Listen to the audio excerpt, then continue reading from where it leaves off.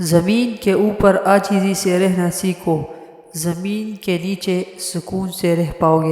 کسی کو اس کی ذات اور لباس کی وجہ سے حقیر نہ سمجھنا، کیونکہ تمہیں دینے والا اور اسے دینے والا ایک ہی اللہ ہے، اور اسے عطا بھی کر سکتا ہے اور آپ سے لے بھی سکتا ہے۔ خدا کو ناراض کر کے لوگوں کو راضی نہ کرو، کیونکہ لوگوں کے بدلے دوسرے لوگ مل سکتے ہیں مگر خدا کے بدلے دوسرا خدا نہیں مل سکتا۔ کسی انسان کو دکھ دینا اتنا آسان ہے کہ جتنا سمندر میں پتھر پھینکنا، مگر یہ کوئی نہیں جانتا کہ وہ پتھر کتنی گہرائی میں گیا ہے۔